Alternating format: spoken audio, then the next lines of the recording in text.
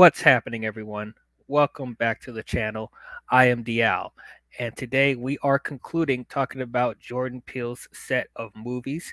I've already done reviews for his first two films, Get Out and Us. If you guys haven't seen those reviews, I'll put a link in the description below so you guys can watch them. But today, we are finally going to be talking about Nope, that came out this past weekend. First of all, before we begin, I just want to say I apologize for being a little late on this review. Um, I actually wanted to see this movie twice, um, and I was just trying to find time to actually sit down and record this thing and get this out to you guys as fast as possible. But sorry for a little bit of the wait, but we're here now, so let's not waste any more time. Let's get into this.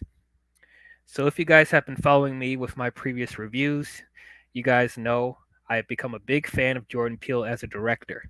A man that came from sketch comedy to now being a full on film auteur.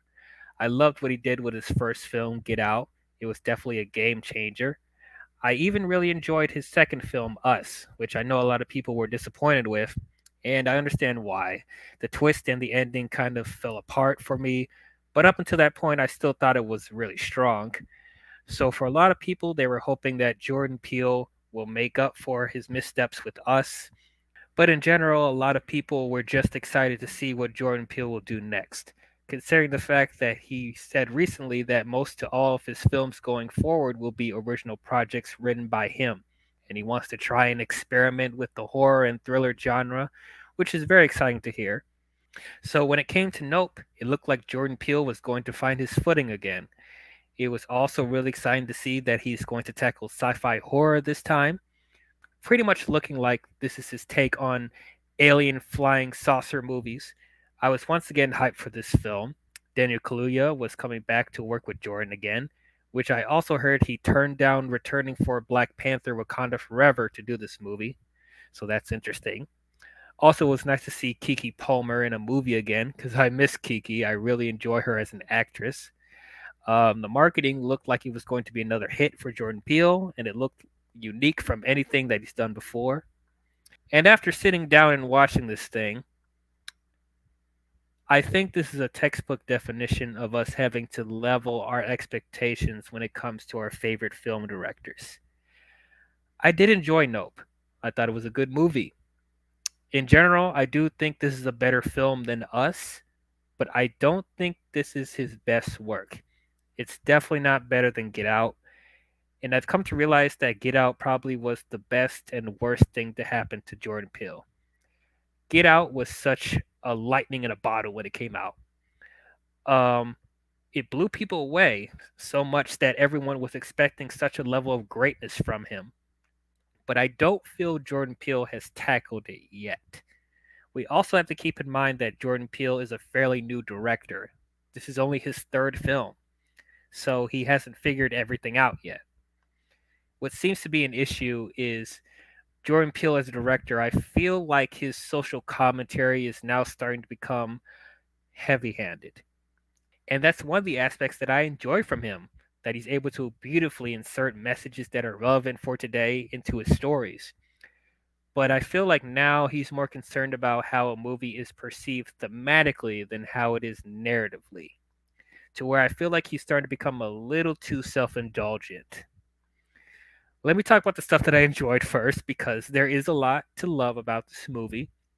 Once again, I'm going to avoid spoilers because I know there's a good amount of people that haven't seen it yet. I'm only going to refer to the stuff that's already been shown in the trailer, but I'm not going to give away anything major outside of that. From a direction and cinematography standpoint, this is the best Jordan Peele's films ever looked. I cannot emphasize enough how beautiful this movie looks. And this time around, there's a sense of scope and atmosphere. And he was pretty much working with not a lot. They were filming in the middle of nowhere, and somehow they made it look cinematic. I don't think the budget was too big for this movie, but it's probably the biggest budget that he's ever had. And I think this is the first film he's done where he shot in IMAX, and it definitely shows. He knows how to utilize a budget correctly. Another thing I loved about this movie is Jordan Peele knowing how to build tension and suspense.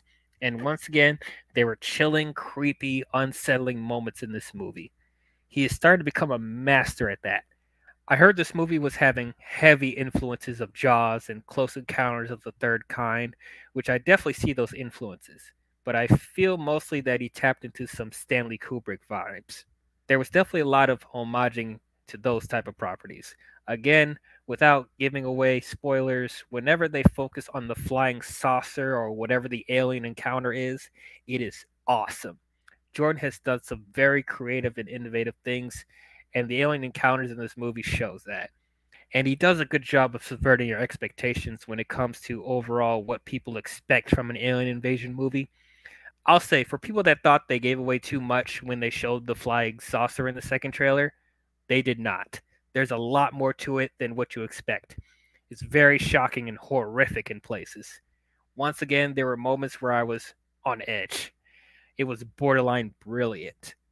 The performances were once again really good. Daniel Kaluuya as OJ, the horse trainer, was really solid in this movie. It's a much more reserved performance than what we usually see from him, but it works pretty well. Kiki Palmer as Emerald, OJ's sister, was also really good. A lot of people will probably see her as the standout, and I definitely see that. She was really funny and charismatic, and she brought a lot of energy to the film. I also enjoyed Brandon Perea as Angel. I hope I said his last name right. Is playing the tech support or geek squad at a hardware store, and he ends up helping OJ and Emerald get footage of whatever this alien encounter is. And then there's Stephen Ewan as Ricky. Once again, I hope I said his last name right. He plays a former well-known actor who runs like this carnival show in town. He had some interesting development throughout the movie where the hidden themes intertwine or tries to intertwine with the main conflict. Same thing as Michael Wincott as Antlers, who was a retired cinematographer. I'm not going into a lot of detail with either of them because it's potentially a spoiler. What I'll also say is a strength of the movie. It has to do with the title of the movie. The way everyone reacts to the alien encounter, for the most part, is a realistic reaction. There's always been a stereotype in horror films that the white characters act stupid, being slow to react or go towards the possible threat instead of running away from it. But with the black community, with both watching the film and characters in the film, they instantly act, whether they impulsively fight back or instantly run away, actually making smart decisions. There were a couple of moments where some of the characters face the threat in the film and their reactions are like, nope, I'm out. I'm not dealing with this. I'm running away. Or they reflexes, they punch whatever the threat is. Perfect use of the title, by the way. I thought it was brilliant how, Nope is the title and it perfectly aligns with some of the themes in the movie. What I also appreciated was seeing how there's an emphasis on seeing how the behind the scenes crew of a film or TV set has to deal with a bunch of crap on a regular basis. Seeing how they're underappreciated and underpaid, when in reality, the crew behind any production is a major factor of why movies and shows end up being as great as they are. So I definitely appreciated that. And I kind of feel there was another underlying theme of how society is obsessed with spectacle and how that obsession could possibly negatively affect how we look at life and how we treat other people. There's a plot line in the movie where people are trying to get footage of this alien and sell it to get profit. All of those things were interesting, but I wish those things came off more focused. Which brings me to my issues that I had with the film. For one thing, the movie is too long. This movie was like 2 hours and 15 minutes, I think, and this could have been an hour and 45 minutes. The pacing would have improved a lot if they trimmed about 30 minutes of this movie. About the first act of this movie or so, there wasn't a lot happening. That's one of the reasons why I need to see it a second time, because the first time I watched it, I found myself dozing off a little bit. They were taking their sweet ass time building up whatever the threat is, which normally I don't have an issue with, but some of the development with the characters felt underwritten. For example, the backstory with Ricky was probably the most intriguing in the movie, but it felt like a secondary story. That could have been more time to flesh him out and tie it more to the main conflict. Same thing with Antlers, but even less so. I know they were trying to do something cathartic with him by the time we got to the climax, but it felt mostly inconsequential to whatever they were trying to do with this character. Honestly, if they written him out, I don't think the movie would have changed that much.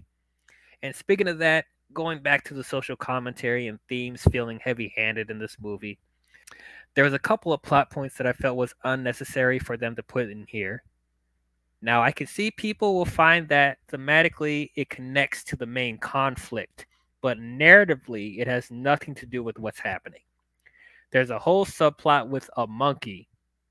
No, I'm not joking. There's a whole subplot with a monkey, and they allude to it in the beginning of the film, which was really interesting, and I was intrigued of where they were going to go with it and how it will connect to the threat, but it really didn't. And it also was a perfect opportunity to not only connect the aliens, but with Ricky as well. But ultimately, it just felt like fluff. Now, I know there's going to be some people out there that love this movie and thinks I didn't understand the themes or what the social commentary was trying to say. Oh, trust me, I did.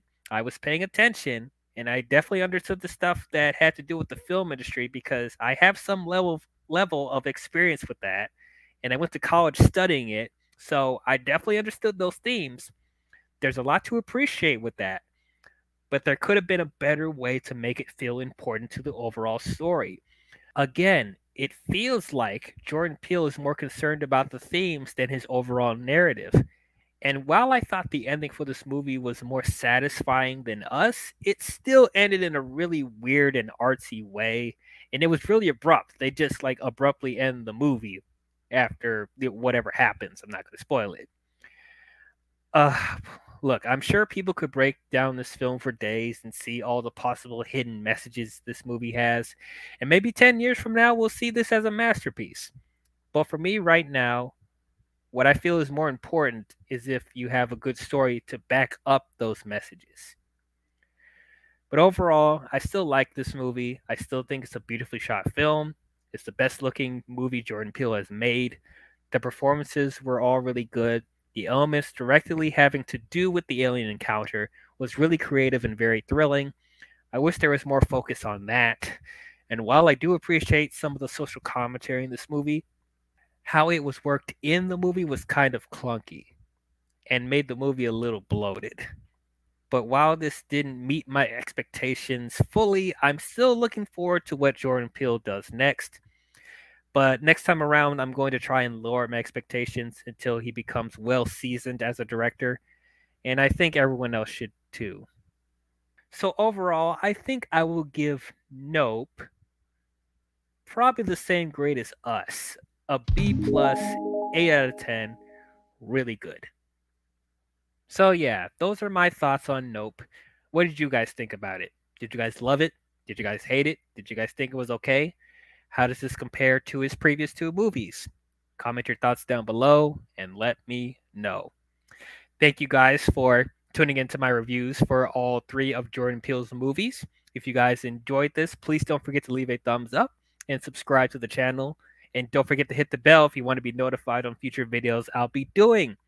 But that's all I have for you guys, and I will see you guys next time. Talk to you guys later. Bye-bye.